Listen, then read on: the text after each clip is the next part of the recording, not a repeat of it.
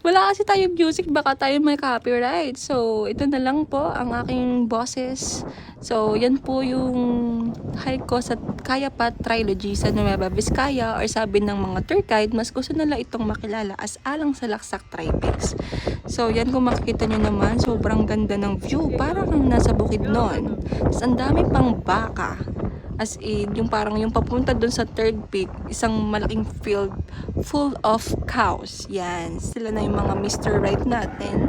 Ikaw na ba si Mr. Right? Yeah. Oh, sobrang dami, oh. Sikat nga ako sa mga baka, nahabol nila ako eh. Sana ikaw na lang yung humabol sa akin. Bakit? Okay lang, sige. Kahit sino. Wala na akong masabi. Yan lang. Sige, kain-kain lang yan siya. Tapos yan si Kuya Arlie, aming coordinator from Carpe Jam. Yan. So, Carpe Jam Adventures, yan talaga yung go-to organizer ko pagdating sa hike.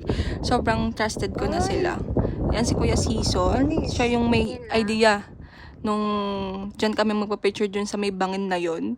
Tapos yan, sobrang ganda naman din talaga ng view. Tapos yan, tatakbuhin naman pa dad. Diba? Napakalampa talaga ng person na yan.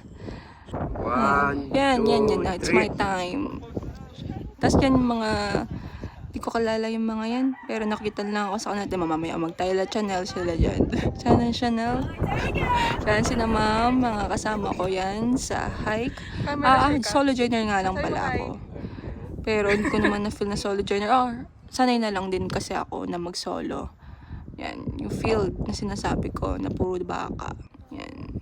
So, yan lang guys. Yun lang. Share ko lang yung mga ginagawa ko dyan. Yan. Akit na kayo dyan. Kahit mahaba yung biyahe, worth it naman talaga. So, yun lang guys. Bye-bye!